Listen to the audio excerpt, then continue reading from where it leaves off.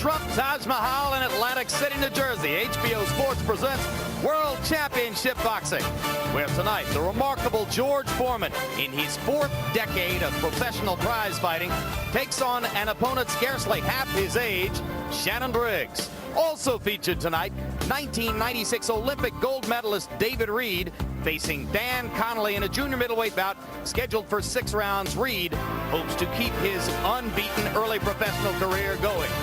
A gloomy day on the boardwalk here in Atlantic City, but a glitzy night inside the Trump Taj Mahal as a knowledgeable boxing crowd, liberally spiced with Foreman aficionados, packs into this arena. Plenty of empty seats, though, as we get ready for this edition of World Championship Boxing. Hello again, everybody. I'm Jim Lampley. We welcome you to tonight's HBO World Championship Boxing, featuring a bout which will either bolster or perhaps terminate George Foreman's hopes of getting one more moment in the spotlight, one more big money payday against the likes of Evander Holyfield or Lennox Lewis, or for you fans of circus fights, maybe even Mike Tyson. Working with me as always, HBO boxing analyst Larry Merchant.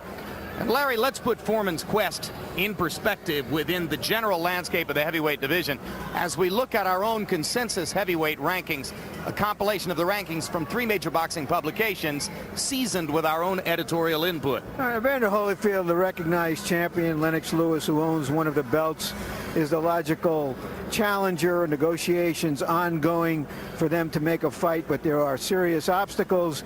The pre-opening odds on this fight, incidentally, we've just learned from Las Vegas, it's an even money proposition at this point. Next, we're going to go to some of the old guys, the golden oldies of boxing, still hanging on, still with a lot of name recognition, led by George Foreman. Tim Witherspoon, who it was just announced is going to fight Larry Donald 3 weeks from now in a Boxing After Dark show. Ray Mercer coming back from a neck operation early next year. Buster Douglas hoping to get a shot of some kind himself. And then we come to the young fighters. These are the youngsters who seem to have the most going for them to jump, catapult themselves into the top echelons of the heavyweight division, like Bayabuchi, David Tua, who made his comeback after an elbow operation earlier tonight. There are a handful of others in this category, including Shannon Briggs, who stands behind all of the rest of these fellas, really, in terms of his accomplishments. In all likelihood, the winner of tonight's bout keeps his place in that list some way or another, and the loser, in all likelihood, tumbles out of that aggregation of heavyweights. You're right, Jim. All right, well, we'll be seeing George Foreman later on against Shannon Briggs, but we're going to start the evening off with a look. Please, because all you guys out there, you saw that I could hit with a left. So please don't try to work for the right, because I also could hit with the left, too. Thank you very much, David. Okay, Jim and Roy. All right, thank you very much, Larry Merchant. So 1 down, 1 to go as we finish the preliminary bout between David Reed and Dan Connolly. Still to come tonight, the heavyweight bout between George Foreman and Shannon Briggs, which is our main event. Of course, Foreman will be trying to retain his dwindling and perhaps irrational chance of trying to get a fight with an Evander Holyfield or a Lennox Lewis or a Mike Tyson. One more big payday, as we said at the top of the show, one more moment in the spotlight before the career comes to a close. Joining us now, as we get ready to bring you a lot of boxing news between fights, is the man who by all rights should be the next name on Evander Holyfield's opponent list, the other heavyweight title holder, Lennox Lewis, just a month and a half removed from his vicious destruction of Andrew Galata here in Atlantic City. Lennox, welcome aboard. Tell us what you can about any ongoing negotiations for the fight that the public wants to see between you and Evander Holyfield. What's happening? Well, I've told my people to get the fight, do whatever they can to get the fight with Evander Holyfield. You know, I'm appealing to Evander because I control my people, and I tell them what I want to happen, and I'm sure he tells his people the same thing. So, you know, a fight of this magnitude, it can do so much for heavyweight boxing, because you could say the heavyweight scene right now has got a black eye, and for a fight between me and Evander Holyfield, I think the public wants to see it. I know the whole world wants to see it. I know I want it to happen. Basically, Evander Holyfield has to want it to happen as well. But you held a news conference here in town today And from what I gathered at that news conference, the news was not good. There is a ticking clock. You want to get back into the ring by May at the absolute latest. That requires that a bout be made within the next 2 or 3 weeks at the absolute latest. And right now, nothing much is happening, right? No, I mean, you know, we're trying to get Don King to come to a meeting. Right now he's missed 3 meetings, and you know, what can you do? My agenda is just to go on. If Evander Holyfield doesn't want to fight me, I just go on. I've got different options. I've just got to get in the ring as soon as possible. Right now the time has gone by, about a month has gone by, and nothing's really happened. Well, Holyfield has publicly said that he wants to fight you, has never been quoted any differently than that. However, at the telecast of Holyfield-Moorer, the man who holds promotional rights for him, Don King, got into the ring and spoke almost exclusively about the possibility of another Holyfield-Tyson fight. Do you fear that King wants to keep you out of the picture? He definitely wants to keep me out of the picture, but, you know, whether he can is the question. I think if Evander Holyfield wants to fight, like he said he wants to fight, then he should tell Don King that he wants to fight to get the fight made. What are your choices if, in fact, the nightmare occurs and you're not able to get a bout with Evander Holyfield?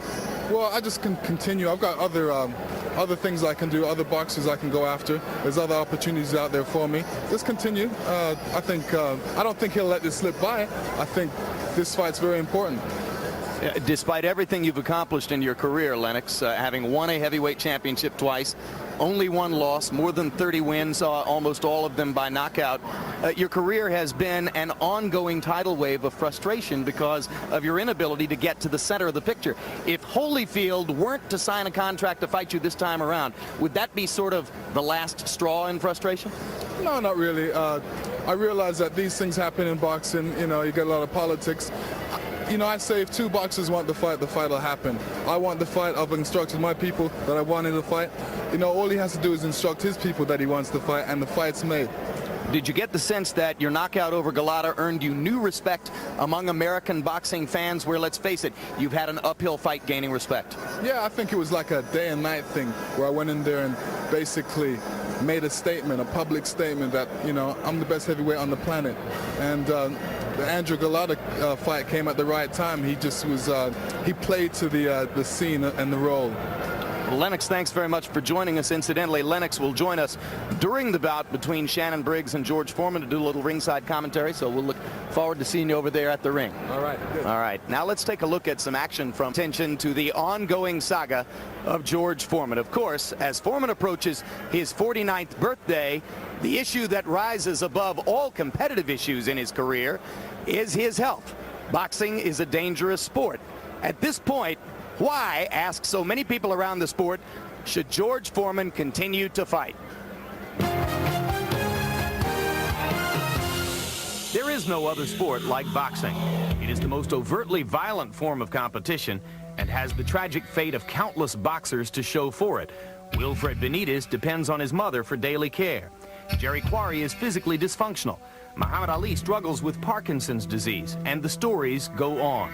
For now, George Foreman has no diagnosed infirmities, but the worry in the boxing community is, after 80 pro fights and countless rounds of sparring, can George Foreman walk away unscathed? Why would a man 48, 49 years old want to go in and get hit with a baseball bat? Because basically that's what's going on. He's going to underestimate some younger fighter, and he's going to get hurt really bad. People ask me all the time, George, are you concerned with memory loss? I said, no, I named all my boys George, George, George, and George. I'm already prepared. Come here, George. You too, George. So I don't have to worry about the memory loss.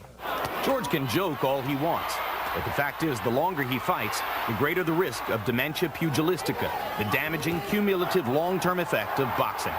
Dr. Ira Kassan has performed extensive neurological research on over 200 boxers. The statistics indicate that the majority of fighters who've had more than 80 professional fights will have chronic brain damage. Studies that I have done have shown that champion fighters have more risk of it because they don't get knocked down, they keep getting blows to the head, and they keep coming back for more. Dr. Barry Jordan from the UCLA School of Medicine is another neurologist who has studied this subject. For now, he says, Foreman's fit to fight, but the future is iffy. Well, as a boxer ages, they are at increased risk of brain injury from boxing. This is simply because they have a longer exposure to the sport of boxing. And also, when they age, their reflexes may slow down. So how does this relate to George? Well, for one thing, his fights are lasting longer than ever. His last 7 bouts have averaged almost 11 rounds apiece. The 6 previous ones, only 4 rounds. Moreover, of the 25 punches he gets hit with in an average round, 75% of them are head blows. Guys are hitting him a lot. Severis hit him a lot. Vander Holyfield hit him a lot, and that was 6 years ago. I don't think we've seen the effects of that one yet. Alex Stewart hit him a lot. Axel Schultz hit him a lot. Last April, Big George outlasted and defeated Lou Savarese, but ate a lot of leather while doing it. It's almost impossible for George to keep up the punch. You know, he'll take 2 or 3 to land 1. It's inevitable that he's going to get hit if you throw a combination. Even as he closes in on age 50, George Foreman remains an athlete. And like most pro athletes, he dismisses the danger to focus on winning the prize. I'll allow people to say anything they want to me, but if it's negative, I don't hear. If there's some studies about some negative effects of boxing, I don't believe them. I don't believe them. My thing is the positive. Fighters are not that pessimistic.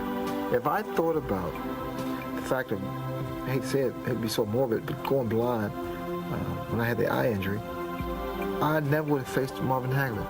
I never would have had a chance to come back and beat Durant again or face Tommy Hearns again. I would have lost all those wonderful experiences and moments. I know George does the same thing. Foreman's personal physician, Dr. Aiden Rios, assured us George is healthy to fight now.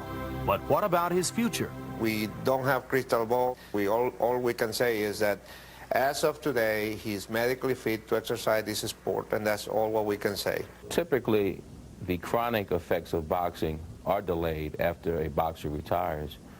So they may have a period where they're asymptomatic, and then 10, 15, or 20 years down the line, develop neurological problems. There are other concerns when it comes to Foreman. Some feel he may be giving false hope to retired boxers who may want to fight again. Others think he's taking up space that should be used to develop younger fighters. But the main worry is still for George's safety. At almost 50 years old, he's courting disaster. I don't think that he will know when to stop, and that's going to be another sad chapter in boxing. George Foreman says he'll leave boxing when somebody finally knocks him out. He can only hope, as we all do, that that won't be too late. So what about it, Larry Merchant, that we reached the stage at which George Foreman's ongoing sense of invulnerability should be of concern to his fans and supporters? Sure it should, because if you play or wander in a forest full of monsters long enough, one of those monsters is going to get you even if you think you are invulnerable. But George has an interesting theory about the occupational hazards of this very dangerous game. He believes that if he exercises his brain, that somehow that will defend his brain from any potential damage. And by that he means that he reads a lot, he's an insomniac, reads all night long, that he plays with puzzles, one of them being why, if he owns hundreds of neckties, does he only wear 3 of them? He's even trained himself to do the alphabet backwards. Well, it's a theory. Maybe not the Big Bang theory, but a Big Bangers theory. And if you're as powerful as George is, maybe it works. The problem comes, Jim, because very, very few prize fighters, if any, are as powerful as George. Well, and we wonder, of course, how much punching power he still has to punish the opponents who want to come at him and hurt him. You heard George say in the piece, if there are studies that show that boxing is damaging to the body, I don't believe them. Roy Jones Jr., I know that your attitude toward that subject is entirely different. Yeah, my attitude is totally different because George has lived twice as long as I have. So George really isn't concerned about what's going to happen in the next few years. He's done about everything he wanted to do. He's come back to accomplish everything he wanted to accomplish, so why should he worry? If he stopped tomorrow, I mean, right now he knows about what he can do. Roy Jones, on the other hand, wants to live to see 50. What about the observation that he is unnecessarily and unwarrantedly taking up space in the division that ought to belong to younger fighters with bigger futures? But there again, I can understand why a person could think something like that because why keep going around fighting and taking up their time and their money when we already know everything that you can do? You came back, you showed us that you could do everything that we didn't think you could do. So now let's pack it up, take it in while everything is still good. Let these young guys come out and prove themselves. It's almost like, why would Roy Jones try to go back and go to the Olympics again? He already went and did his duty. He served it the best that he could. Now let some more kids come up and enjoy themselves at the Olympics. But of course, as long as the audience exists for George the way it has, then he will continue to have the option of pursuing his career. And let's go back to the same subject area one more time. The preceding piece focused on all the reasons why George Foreman maybe shouldn't be fighting. Here are the reasons why he believes he should. George Foreman will be 49 years old in January. Since his comeback began in 1987, he regained the World Heavyweight Championship 20 years after first winning it. And he's made over $100 million in boxing and endorsements. Why should he keep fighting? I'm doing something I can do as long as I want to. I don't think I should look forward to retiring when I'm getting better at doing what I do. From 1977 to 1987, Foreman didn't fight, not once. And that layoff may have been most significant in limiting the wear and tear on his body. Is he therefore really a 38-year-old fighter in a 48-year-old package? I do believe that that period of 10 years when he didn't box probably helped protect his brain. If I had continued my career from 1977 to now, I would have long gone, been finished in boxing. But the 10 years out really gave me a refreshing. It renewed me physically and mentally for the game. Foreman's fights are consistently among the highest-rated programs on this network. He carefully chooses his opponents from a list provided by HBO. He has repeatedly said that if someone beats him badly, he'll retire. But so far, that hasn't happened. In his most recent fight, a 12-round decision over Lou Savarese in April, some experts thought George looked better overall than at any time since losing a spirited decision to Evander Holyfield 6 years before. What he lacks in speed, he makes up in smart, experience. He'll know how to anticipate. He'll know which way you're going to go. And that jab, he's got a great jab. And despite his immobility as a target, George has a knack for absorbing punishment. He's a considerably smarter, more confident fighter than the man who entered the ring 20 years ago. George Foreman is a cute guy. He rolls with the punches. It's not like, it's like a head-on collision. It's very a lot of pressure. But when you're rolling with the punches a little bit, a lot of the power is taken out of the punch. And George has, through the years of fighting, learned how to do that a little bit. I think the 10-year layoff, it allowed George Foreman to learn about himself. I think he became a more relaxed fighter when he came back to the ring. I think he fought out of a lot of fear his first time around, which made him get very tired, lose belief in himself. I think now he believes in his ability to win any fight, any time. Much of that belief is born of sheer self-discipline. He hasn't smoked tobacco or drunk alcohol in over 20 years. And while he may not look on the surface well-conditioned, his training regimen is fierce and unenviable. But aren't he and his doctor concerned about the possible effects of boxing on his brain? We know what chronic brain damage is, of course, and we know that from the medical examination, there is absolutely no evidence of that in George. George doesn't have any, and I want to be very clear, there is absolutely no evidence of atrophy in his physical, radiological, or mental examinations. I have no concerns. I have no concern. As a matter of fact, I told you, for some reason, if it's not positive, it just doesn't register with me. I don't have any feelings about anything that's not positive. Tell me something positive, I can understand. But all the negative research has nothing to do with me. Whether he agrees with the research or not, the question still remains, will George walk away before it's too late? He's a shrewd guy. He's very smart, very intelligent, and I think he'll know when it's time, when he's going to really put himself at risk. When George becomes the stepping stone for younger fighters, then it's time for George to move, to get out. But right now, George is using younger fighters as his stepping stone. He knows who he's fighting, and I don't think he's taking any risk at all. George will know when. One thing is clear. The decision on whether George Foreman should continue to fight will be made by George Foreman alone. He is at peace with himself, and he won't let anyone else dictate to him what to do with his life. So the boxing world can only hope he makes the right decision. And because, of course, we work with George on a regular basis, we wanted other opinions besides our own to be offered here. So we canvassed 50 people in the sport, media people, trainers, people close to the sport, and asked them a simple question. Should George still be fighting or not? 29 yeses, 21 no's. Now let's get to the fight itself. Foreman against Shannon Briggs. Larry Merchant, George Foreman says that he is still the linear heavyweight champion of the world. In this complicated day and age in the heavyweight division, what, if anything, does that mean? Well, I suspect it means that George can trace his great victory over Michael Moore clear back to Hercules. Or Samson. What he really is the champion of a parallel universe to the heavyweight division.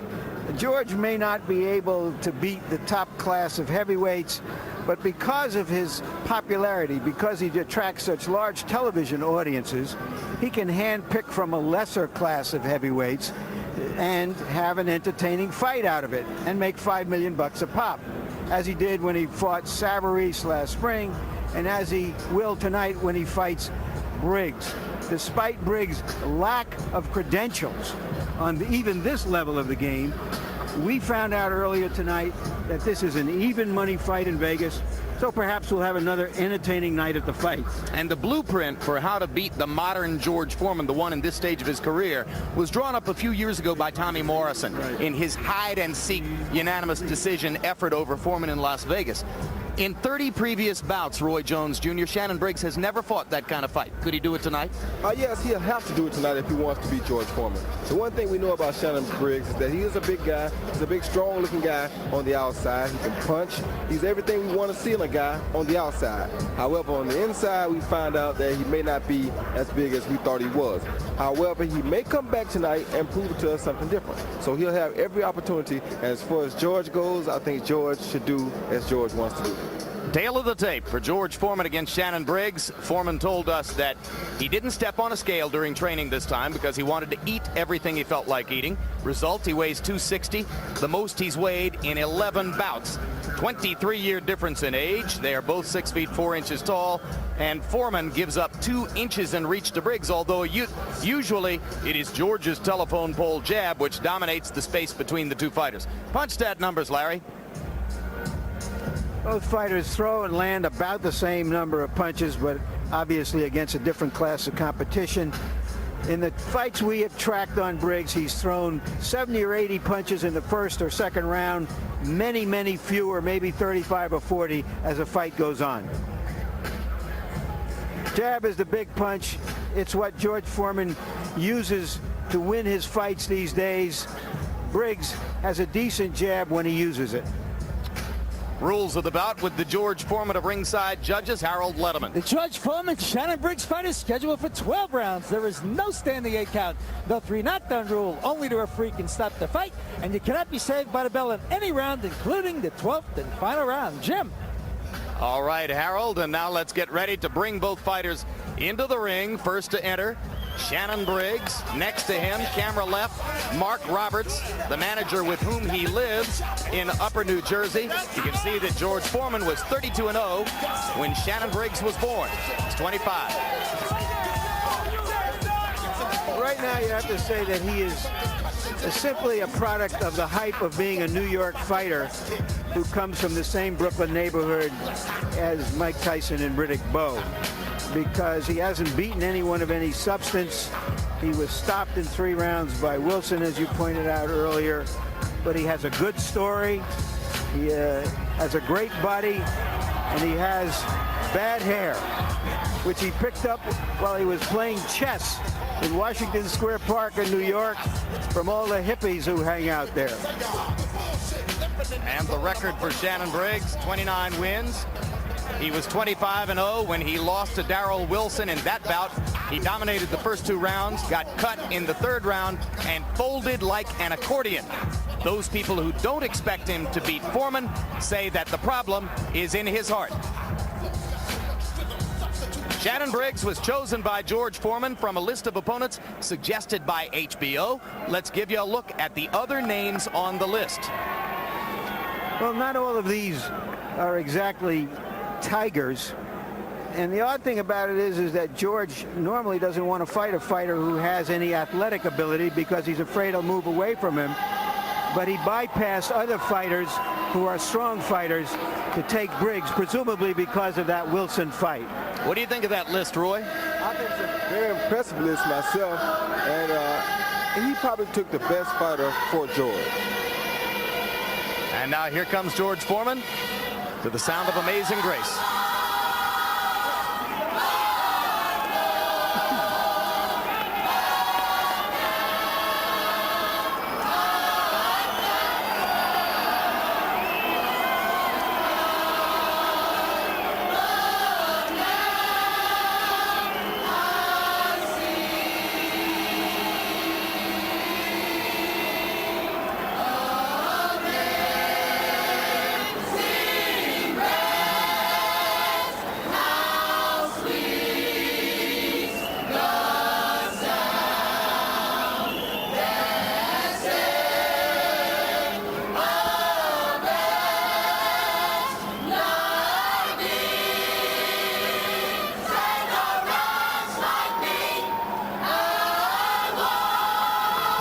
George Foreman, 45-2 in the first career, then the 10-year layoff, 31-2 in his comeback career.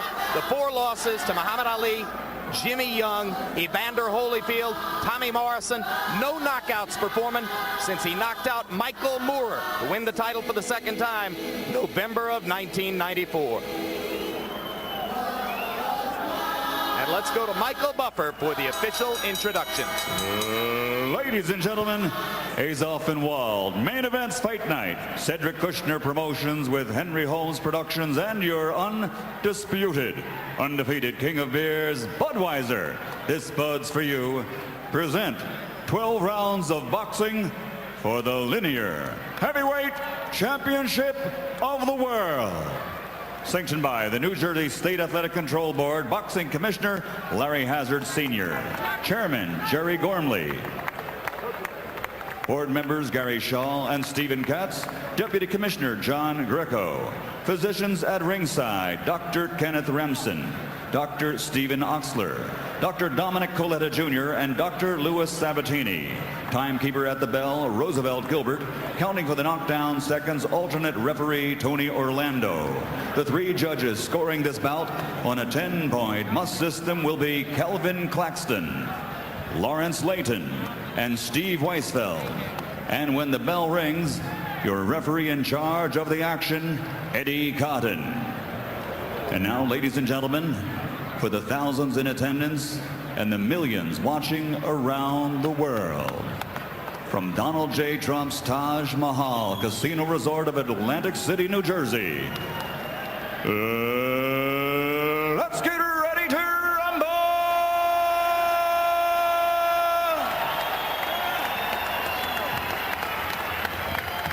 Introducing first, fighting out of the blue corner, wearing white trimmed with black, he weighs 227 pounds. His professional record, an excellent one, 29 victories, including 24 knockouts with only 1 defeat.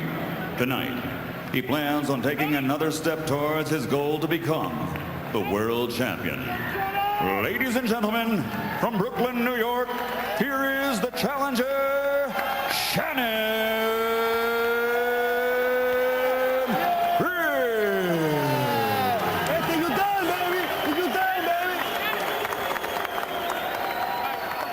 and his opponent across the ring, fighting out of the red corner, wearing white trimmed with blue and weighing 260 pounds. This 1968 Olympic gold medalist has a professional record of 76 victories, including 68 by knockout, and he has 4 defeats. Now, he steps into the ring for the 81st time, prepared to defend the title he captured by victory in the ring and never lost by defeat in the ring. Tonight, we turn the page to another chapter in the ongoing career of a boxing legend. Ladies and gentlemen, from Marshall, Texas, presenting the 2-time heavyweight champion of the world, Big George Foreman.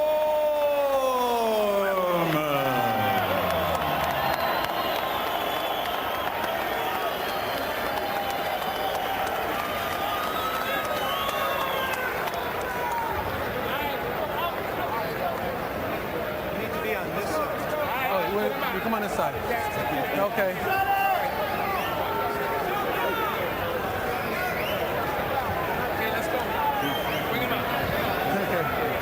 All right, chief seconds. Boxers.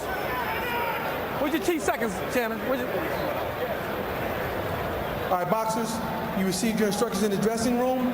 Obey my commands. Protect yourself at all times. Let's touch love. Have a good, clean fight. Let's touch him.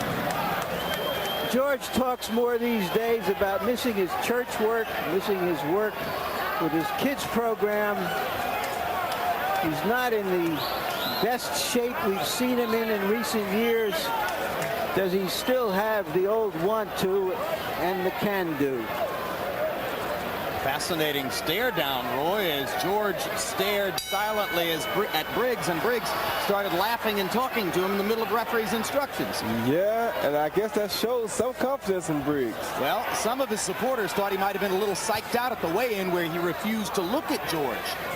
This was different.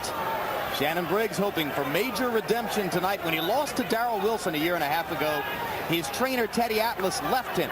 And when Briggs said that he was bothered by asthma in the bout, Atlas said he never said anything about it to me. He's had an awfully tough year. Shortly after that, his mother died, and then a very close friend was murdered. So he feels as though he's coming out of the shadows and perhaps into the spotlight tonight against Foreman. Briggs, who has been known to throw an average of 80 punches in the first round, is definitely not fighting at that overwrought pace in the first round here. He's trying to use his jab and stay away from George because he knows that George is looking to land those big punches on him. So he can't throw as many punches because he can't stand as still as he normally stands.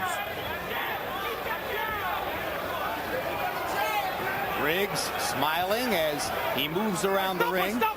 His new trainer, Carlos Albuerne, said, if he uses the ring and stays away from the ropes, he wins the fight. If he goes to the ropes, he loses. It's as simple as that.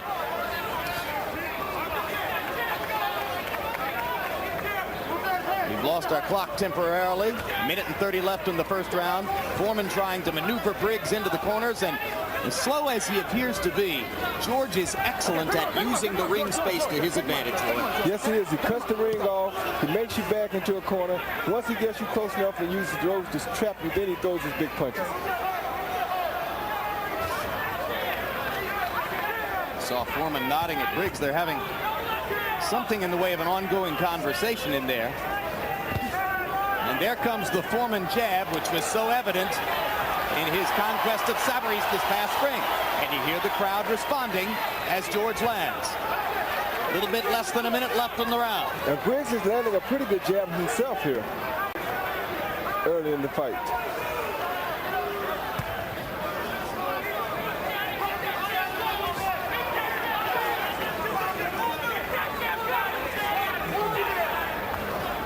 Seconds left in round number one.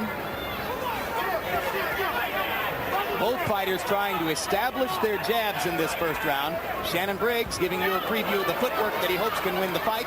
But there he puts his back against the ropes, and that provides the kind of opportunity that his trainer says he cannot afford to give to Big George.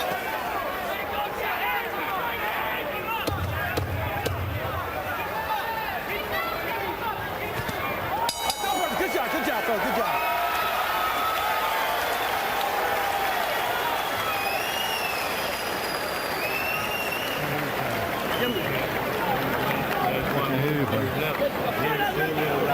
Where they going? All right, listen. Listen. Where they going? Where they going?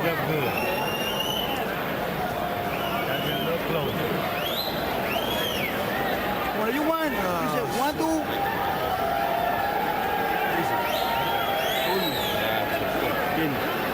Mira, listen to me. Listen to me. Yeah.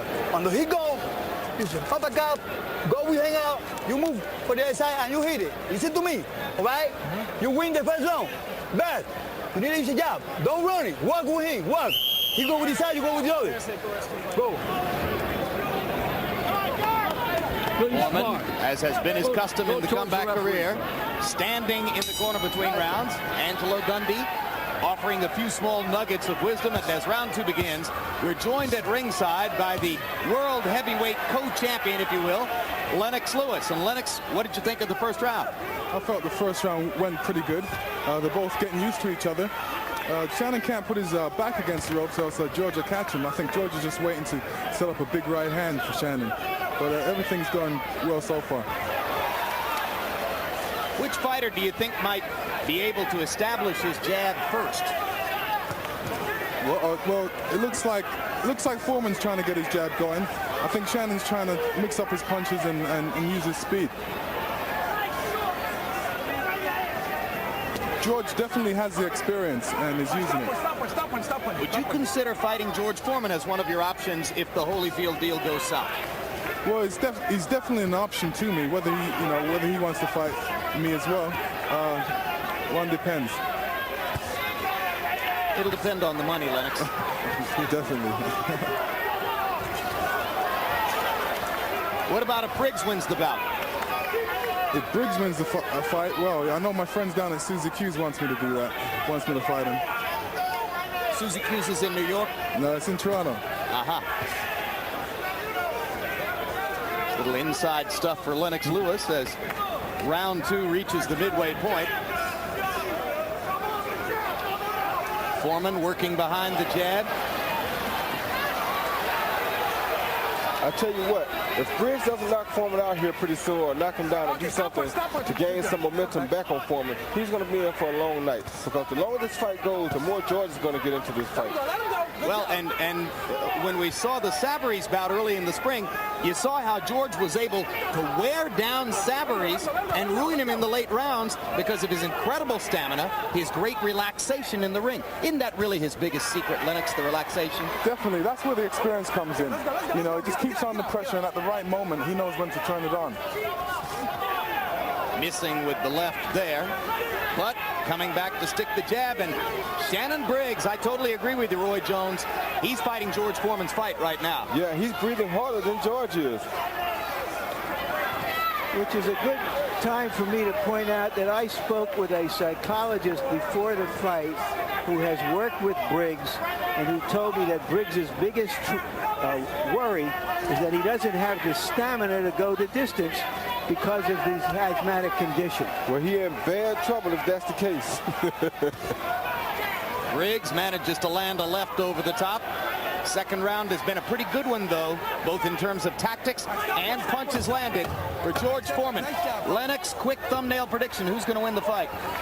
Well, the best man. Wow, beautiful. Why don't you go back and run for Prime Minister, Lennox?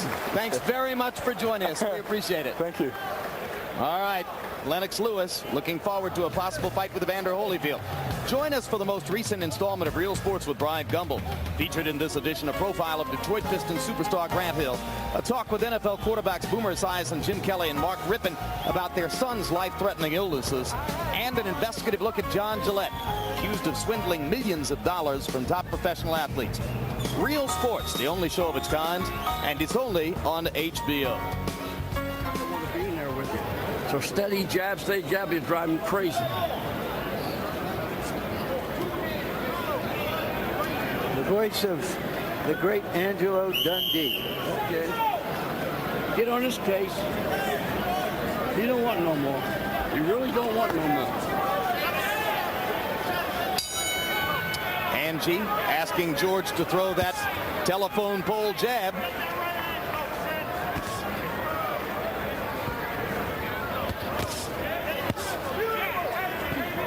And George starts to put a little bit more mustard behind the punches as round 3 gets underway. Shannon Briggs hasn't really released the right hand at all, Roy. No, and hopefully he's saving it and waiting for those late rounds when he usually gets bored on a fight and has nothing to do. Hopefully he's saving his right hand for those times, because he will need it tonight at that point.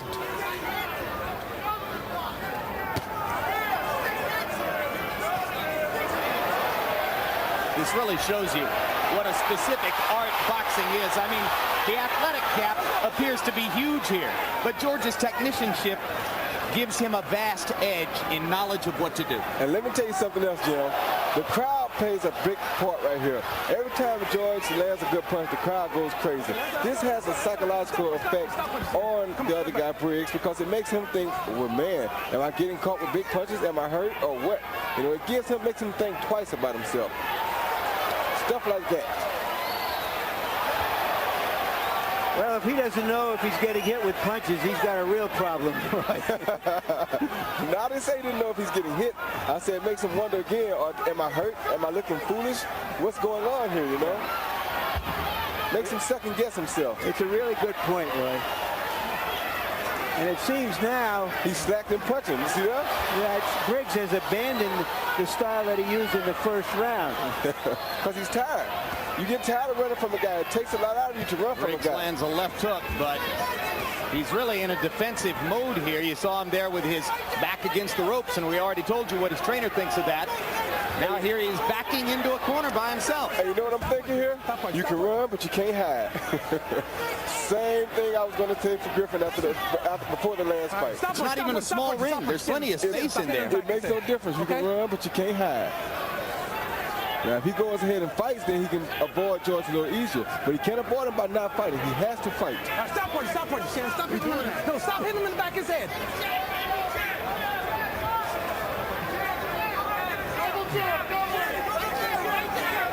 Last 30 seconds of round 3. So far, everything going George Foreman's way, or so it seems, against Shannon Briggs. And I think the big punch to George is going to be the left uppercut. Why is that, Roy? Because once he gets inside, Shannon's got his hands up, his right hand up, looking for the left hook a lot. And George will sooner or later get inside, and Shannon's going to stay straight up, and George's going to sneak that left uppercut right under the right hand, and that'll be a dangerous punch. Stop. And I think that's George's best weapon because people don't see it coming. Shannon looks awfully tired as round 3 comes to a close.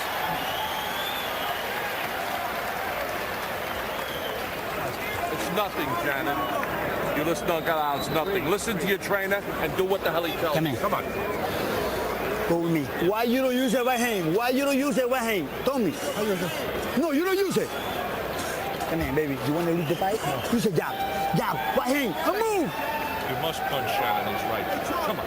Take a breath. Come on. Take a breath. You're here for this fight. Go with me. Come on. Come on, baby. Come on.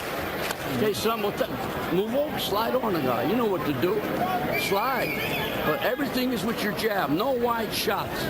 No wide shot. Don't reach for him. He's ready to go. Here's George patiently stalking Briggs.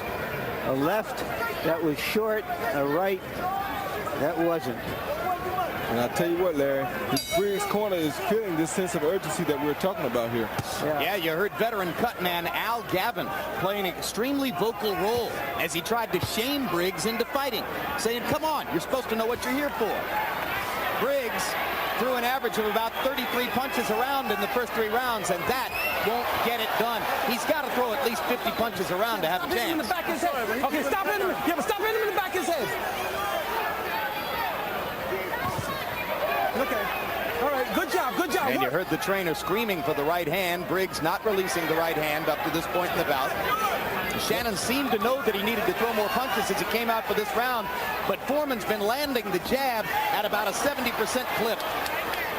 One reason he's not throwing that right hand is because he can't see a target. George has that big jab up in front of his right hand, so he doesn't see anything to throw it at. Stop. Easy pickings. Good job. George Foreman landing the jab with metronome regularity against Shannon Briggs. Good guy. Yeah, punch out. All right, stop punching. One of my favorite expert observations when George sits next to me, Roy. This sport is easy if you have a jab. Very easy if you have a jab. Oh, Shannon's starting to feel real bad now. And the crowd is not having a minute. Oh, good shot. There's that semi-uppercut I'm talking about right there, Larry. There's a hard right hand by Briggs as he suddenly comes out of his doldrums. Yeah, but this is sort of like the last thing, the last straw.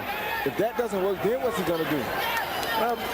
Briggs said that the Brownsville would come out of him sooner or later, meaning that he would fight like a Tyson, come out and roar despite his plans, but we haven't seen that part of him yet. Or a Bo. Well, for his sake, hopefully we'll see it tonight. Briggs landing a left hook. Stop punch. Good job. He's landed more effective punches in this round than had been the case in the 2 preceding ones, but he's also taken some punishment. In the back of his head, man. And the clips. And referee Eddie Cotton continually warning Briggs for hitting Foreman in the back of the head. Now we're getting close to a penalty deduction on that subject.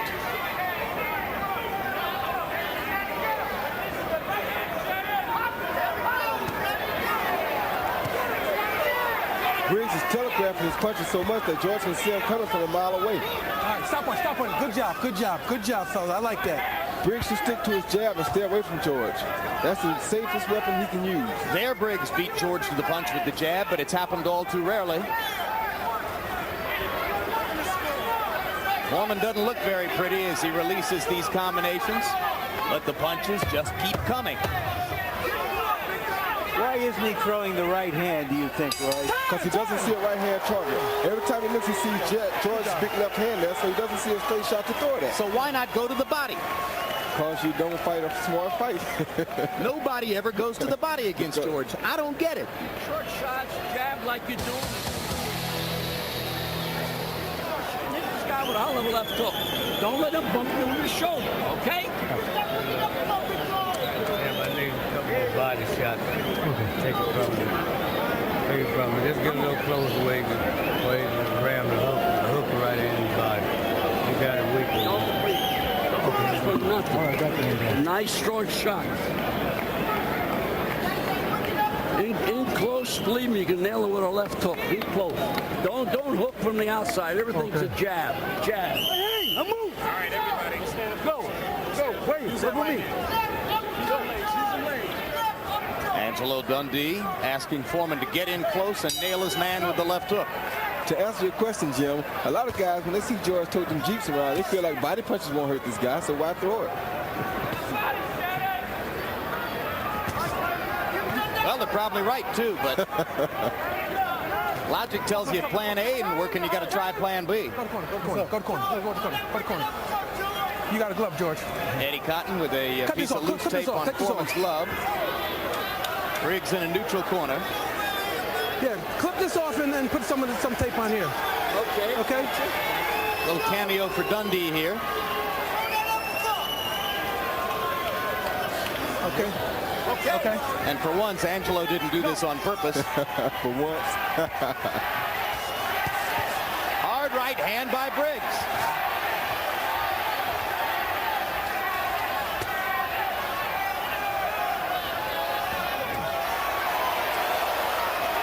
Every time Briggs seizes momentum for 5 or 10 seconds, George claims it back with the jab. You know, this is so funny to me. You see a 48-year-old guy here faking at a guy, making him flinch, doing the things that the young fighter should be doing to him, you know?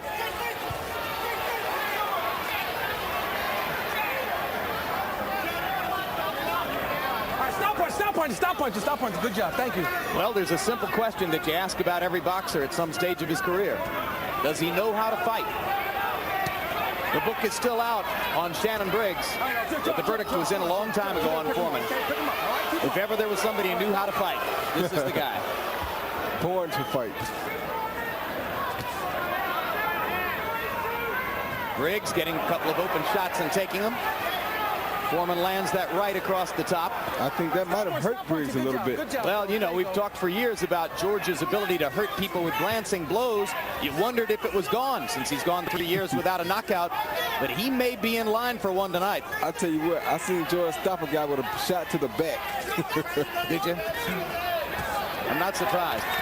Harold Lederman, how'd you score the first 4 rounds? Jim, 3 rounds to 1, 39-37, big George Foreman. He just keeps walking him down, and wrapping him with that tremendous left jab. And the key to the fight is Shannon Briggs is just standing straight up like a totem pole. You can't miss him. He's got to bob and weave and move that head. You're asking him to do things, Harold, that he doesn't do. If he did those things, he wouldn't be Shannon Briggs. If he did those things, George might not have chosen him from that opponent's list. That's another area where George excels. Matchmaking.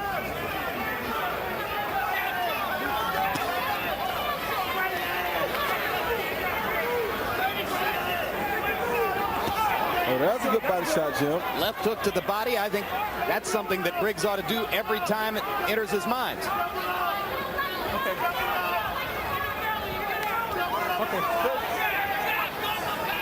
How are you ever going to know if George can handle body punches if you don't at least go there and try it? You got a point there.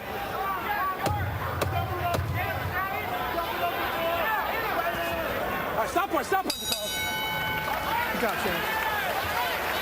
Put some tape on the gloves. Put some tape on his gloves. Hey. No way, I win. Angel, put some tape on his gloves. Bad.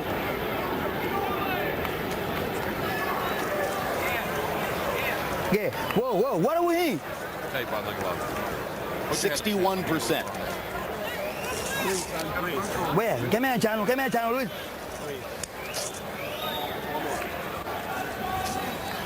Channel, you need a water. Take a little water. You gotta use that right hand. Beautiful. Fine. Oh, it's on the bar. Okay. Yeah, you pressing and you're nailing your right hand.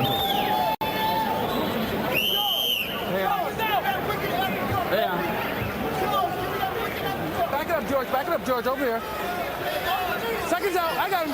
Listen to the other guy once in a while. Let's go. Round 6 of the scheduled 12. George Foreman against Shannon Briggs.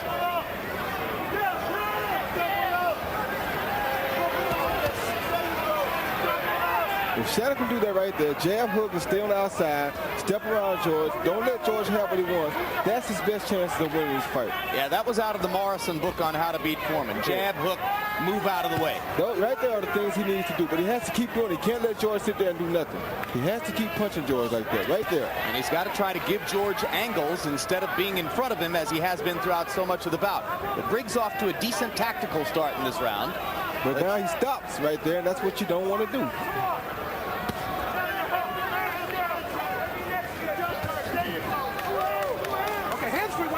Watch his shoulders. Watch out.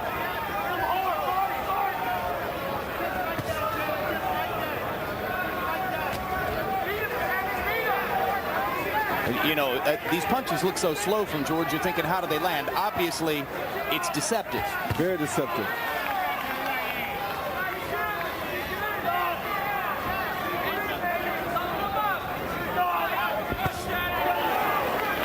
Right hand by Briggs. Very good right hand by Briggs. That's a pretty good idea, too.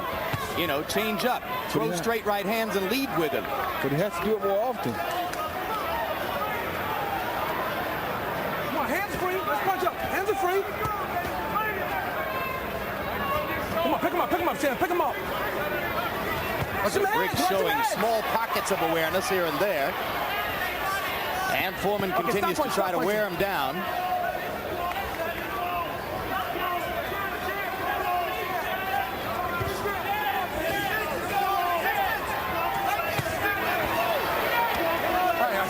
Briggs is a big, strong man at 6'4", 227, but when George leans on him like that, it's got to take something out of him over the long haul. Yeah, it does, but he's a younger fighter, and if he wants to win this fight, he has to stand up under that. Stop punching. Left hand to the chest, crowd responded. Briggs shook his head as if to say, hey, wait a minute, that wasn't all that big a deal.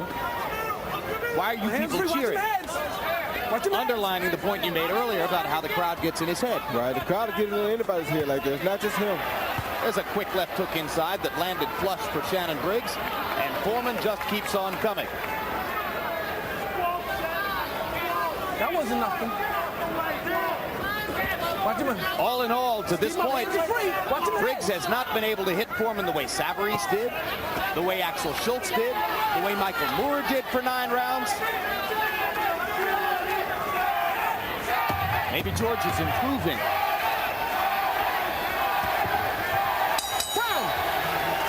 Halfway through. Let's turn to another sporting subject entirely. Over the last 100 years, maybe no other sport has undergone as massive a transition as ladies figure skating. Join us in January as HBO Sports presents Reflections on Ice, a diary of ladies figure skating as we look back at the evolution, the sacrifices, the successes, the tragedies of ladies figure skating through revealing interviews and never-before-seen footage. It premieres January 27 right here on HBO Sports. Hello, Dorothy.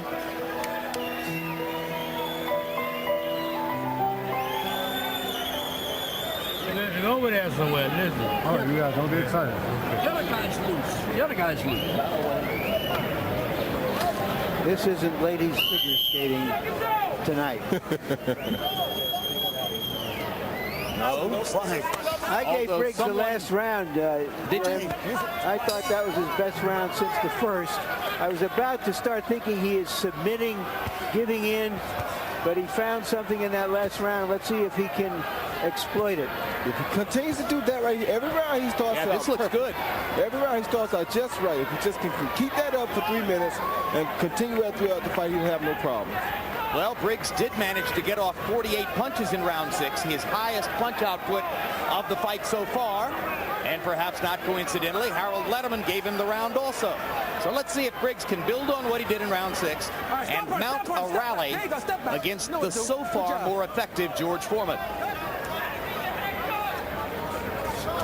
I think George is going into the toe-to-cheek mode now. Foreman going mostly with the jab. Briggs throwing the greater variety of punches. Big power punch edge for Briggs. In round 6, he landed 17 of them to only 4 for George. Okay, all right, let's go. He's doing a smart thing here, Briggs, by throwing these snapping punches while George's punches are winging, because you have to land the quicker punches. If you're quicker than the guy, use your hand speed on him.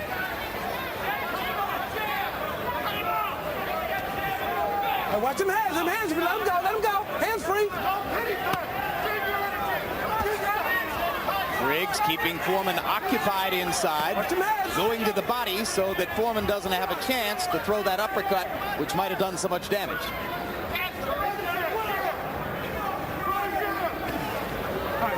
All right, stop punching, good job. Foreman hasn't landed a good punch on Briggs for some time now, though.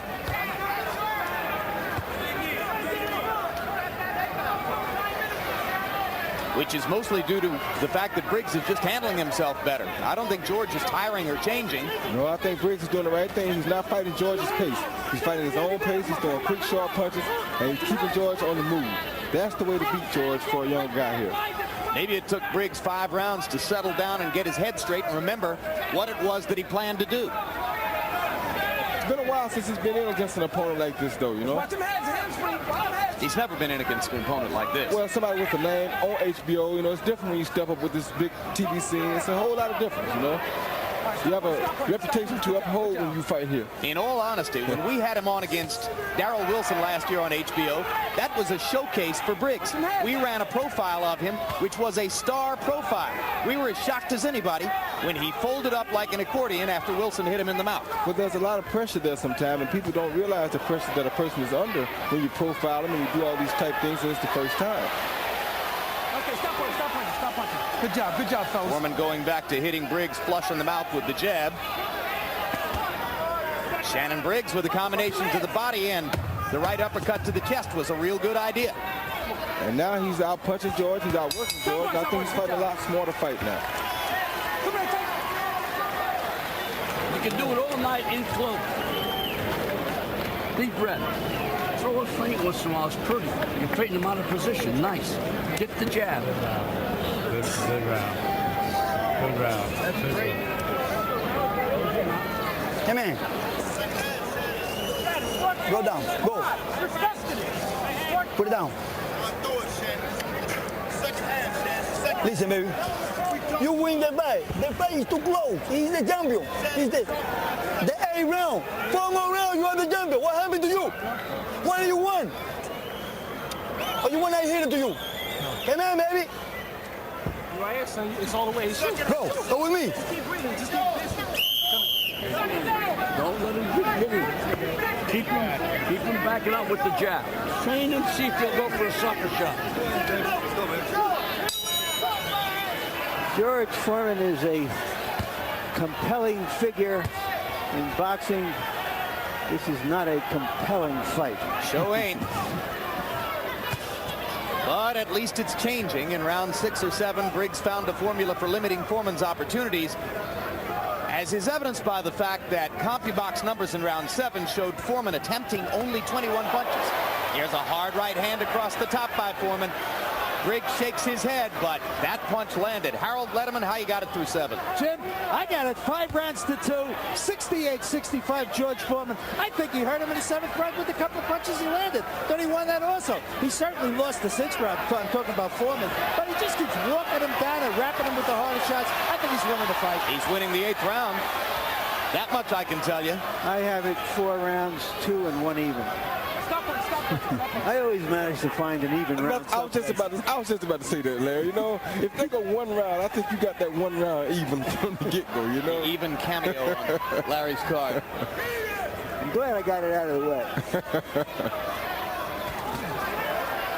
Foreman over the top with the right hand. Foreman with a hard left hook. George having his biggest round since early in the bout. Yeah, and because Briggs is not being offensive now. Briggs is all defensive, and he's letting George be offensive. The best defense is offense. His feet have stopped moving, his hands have stopped moving, and he's letting George hit him. Now Briggs lands a left hook across the top. Great point. The best defense, particularly against a fighter like Foreman, is a good offense. The best defense, period, in my case, I think, is a good offense. Hard right hand. At least that's what my dad taught me.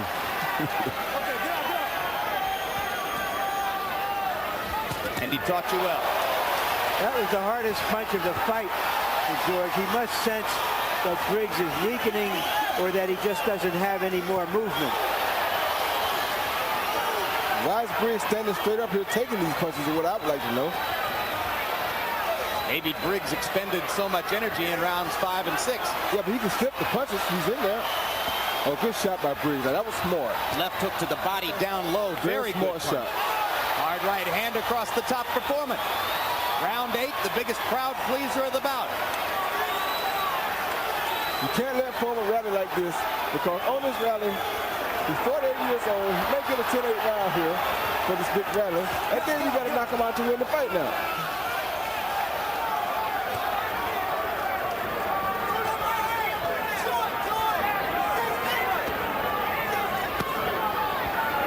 Love that left hook to the body if Briggs will keep throwing it. That's a very good idea.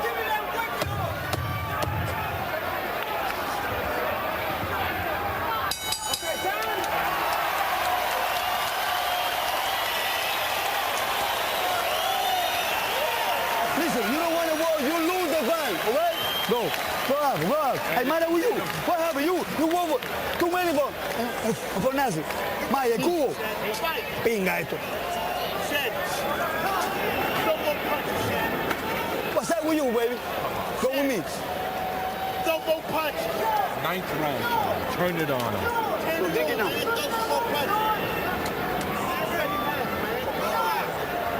Take a look at that flurry of punches from George. A combination, a left with a right behind it. A half hook behind that. Old George is like an old lion who can still mangle you if he catches you.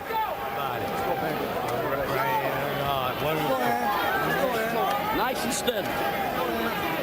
And Foreman, who threw 21 punches in round 7, threw 67 punches in round 8 and landed 64% of them. So it was a huge round for Foreman, fueled by the jab. He was 25 for 36 in that category. Shannon needs to tighten up here and win the rest of these rounds if he wants to even be in potential for this fight. 4 rounds to go. Did they say Shannon Briggs the one that had asthma, or was it the cornerman? The cornerman seemed like he was struggling a little bit just now. Or maybe he was just overexcited. Maybe the asthma is contagious. Although Teddy Atlas, of course, never caught it. I don't think that Teddy Atlas questioned that he had asthma. I think his concern was he never raised it before. Why would you raise it after you lose your first fight? Sounds too much like an alibi. Stop punch. Step back. Good job. Well, Atlas also claims that when he spent 4 hours with Briggs at a hospital after that fight, waiting for Shannon to get his eye stitched up, that Briggs never said a word to him about asthma during that period of time. That's Atlas's claim, and Briggs says, I've never been so hurt in my life by somebody who would defame me after having been so close to me for so long. He also says that Atlas was trying to make him a puncher and that he believes deep at heart he's always been a boxer. Well, these are things that you have to talk out amongst one another while you're working together. You don't wait till it's all over to start working things out. That's how things get so confused. That's how problems come about. When you don't have communication, you mess up an organization. Well, that's yet another Briggs observation, that working with Teddy Atlas means you listen while Teddy talks. Well, then Teddy needs somebody that can't talk. But I know a few guys like that now. Foreman crunching Briggs inside with a left hook. They trade body shots in close. And Briggs punctuates the exchange with a right cross.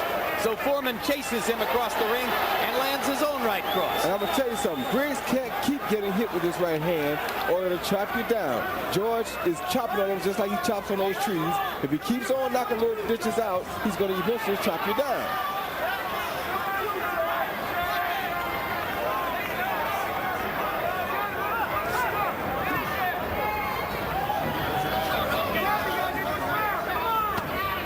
Good body shot by George.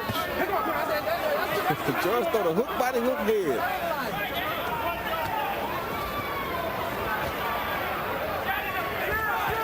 Oh, Shannon is in George's territory right now, I have to say. Well, give him the gold star for bravery then. Yeah, because he's fighting.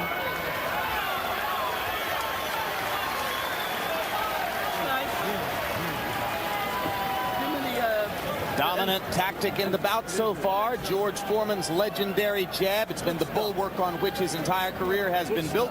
Larry Merchant, take us through the replays of Foreman's jabs. Well, George, this was almost a non-existent punch for George in his first career. It's the punch that has sustained his second career. This is a medley of jabs. And he's not just touching Briggs. Yeah, give me. Charlie, tight on. Come on, Charlie, the wrong way. Come on. Third. Go. Don't let it slip. Come on. That's good. That's it. George himself has a little bit of swelling under his eyes. He has been hit with some jabs himself. Jabs through round 9. Foreman landing 120 of 177. Briggs 44 of 104.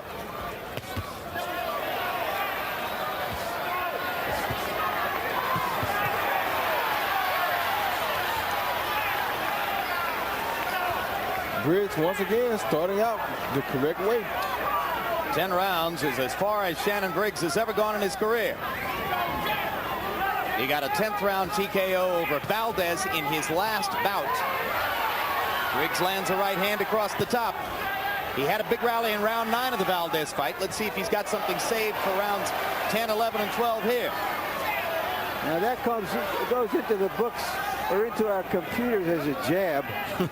That didn't look like any jab I've seen before. Looked more like a straight left hand by a southpaw to me.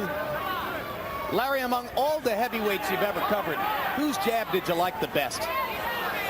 Larry Holmes had a great jab. Ali. Sonny Liston? Liston had a hammer, a really big jab.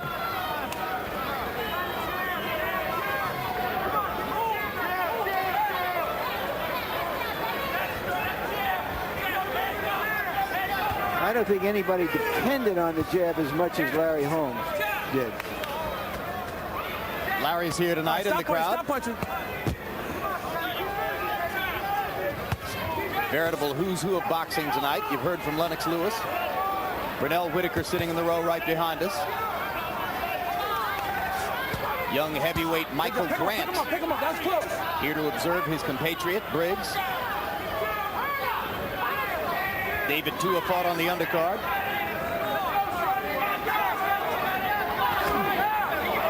Uh-oh, that body shot might have hurt Briggs. Pick him up. Come on, Stopped Shannon. Briggs in his tracks for the moment, but Shannon resumes throwing punches. If you joined us late, Come on, you David guys, let's get him up, let's get him Tua, up. in his first Watch bout your since his loss to Ike Beabuchi, beat Jeff Lally in a second-round knockout. Totally one-sided affair that Tua dominated with body punching. He knocked Lally down 5 times. And the good thing about the young fighters is once you think you got one that's just about to make it, just about to bust onto the scene, you find something tough come out from around the corner and it upsets them, you know. That's why I like to see the young guys fight so much.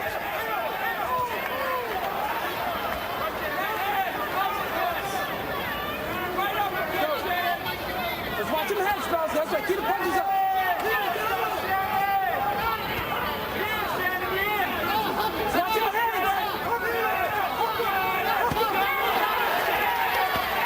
That was a good body shot by Shannon.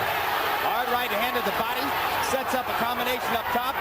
Foreman feels the need to come back with a certain fury, but Shannon Briggs with some very effective stuff in round 10. Highly effective. Come on. One more round. Good round. Hey, man. Go. Go with me. Go. Put a pull. Put a pull. Go. Take it wild. Baby, 11 rounds. Watch. 11 rounds. You doing 2 more, same with this, you win. You are the champion. You understand? Go, baby. Baby, you say jab. You say jab. Try to swing with it. Like when you get in close, try that instead of walk at him. Like when you're crossing. I don't understand. Okay, come on. That right hand. Body shot. That one stopped Briggs, hurt him. Briggs came right back, took that idea, and then popped George on top of his head.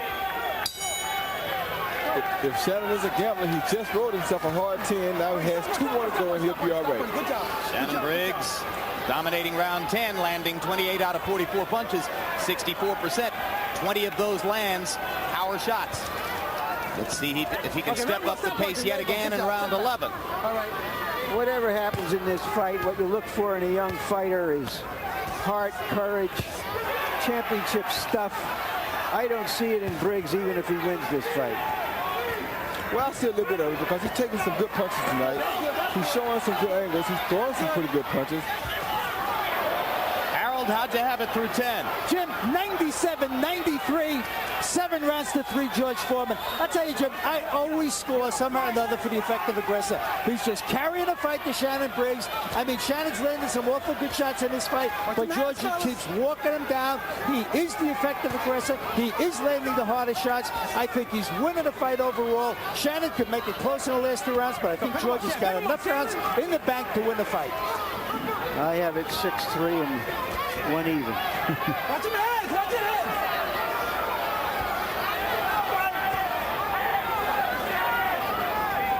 What's your instinct, Roy? Either man got a chance to score a knockout in these last 4 minutes and 40 seconds? Of course, both men still have a chance to score knockouts. Briggs is a big puncher. George, as you know, is one of the biggest punchers of all time. So either guy could score a knockout, but at this pace, I don't think we'll see one. 5 of Foreman's last 7 fights have gone the distance. Okay, stop punching. Knockout over Pierre Kutzer in the 8th. Knockout over Michael Moore in the 10th. Stop punching the back of his head, man. Those 7 fights have averaged nearly 11 rounds apiece. Let's go. If this goes the distance, it'll be yet another 12-round effort by Foreman as he approaches 49 years old. I want to clean. Another thing that some of these younger guys don't understand is that if you're fighting a guy over 40 years old, the judges expect you to go out there and dominate this guy. They're not going to give you a close fight against this guy because you're the one who's supposed to go out there to show yourself. You're supposed to be the showcase. Briggs badly off balance as he landed the right-hand shot.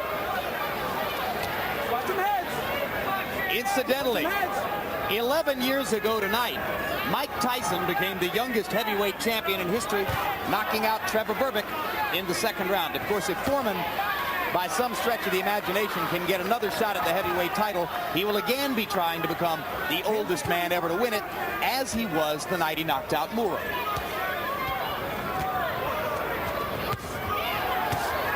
Hard shots by Briggs. He's trying to knock him out. He's trying his best to knock him out. I think he's shown more courage and stomach in the last 3 rounds than in his whole career up to that point. My points, too. I think he has. Last round. Good man. Very nice. Got only the last round. That's all there is, son. Very nice. Good. In close. You have a thing to me? All right. Now, it's the 12th round. Watch it, the last round. Watch it, the last round. The last round. It's a jab. Jab right here and move. Last round. Go. Yeah. You got to let your hands free. You got to use a jab. Shot club, take it. Hand up, jab, get closer. Come on, last round. Everything. Your destiny. Let's go. Come on. No more. Very nice. Steady, steady. Don't get sloppy, okay? Let's see a lot of jabs. Round 12 of George Foreman's 81st professional bout. Shannon Briggs, probably behind on the scorecards, probably needs a knockout. I think so. Foreman trying for the knockout with that hard right hand over the top, but it was short.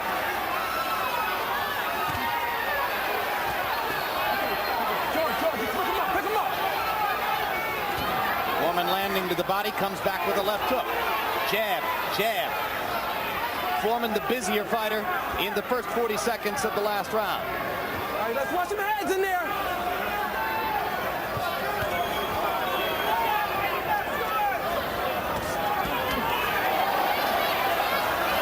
Good 1-2 combination by George.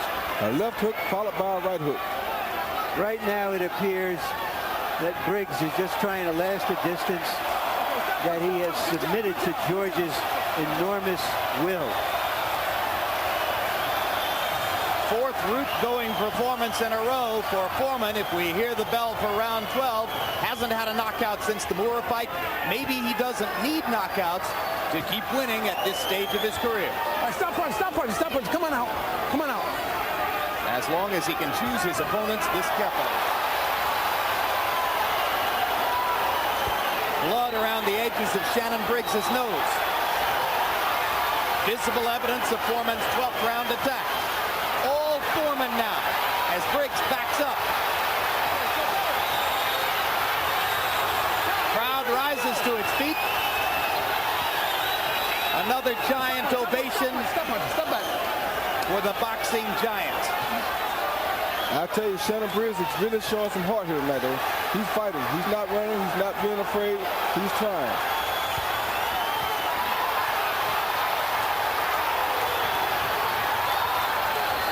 He's letting it all hang out.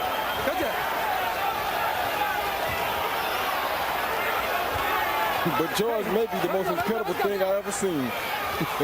Briggs landing a left hook inside. Foreman coming back with a left-right of his own. 30 seconds to go. Okay, stop punching. Good job.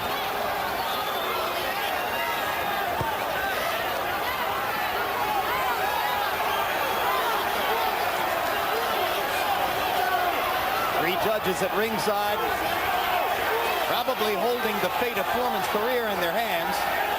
Hard to imagine that he could rebound in a business sense from a loss at this point, but through our eyes, it appears he's not in danger of that. His courage, Briggs, came too late.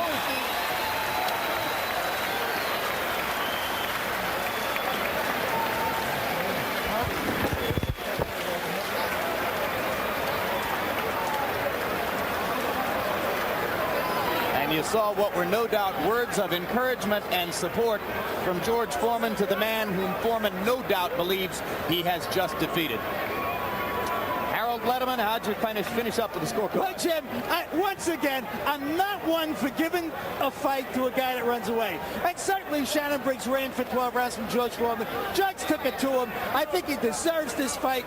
116, 112, 8 rounds to 4, George Foreman. I just loved him on effective aggressiveness. I thought he landed the harder shots. Shannon Briggs did see his blood in the 12th round and certainly didn't fold up. He punched back. But even still, George took it to him. George landed the harder shots. George did more damage. Foreman by a decision, 8-4.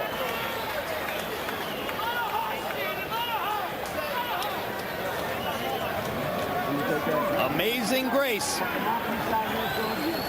under pressure.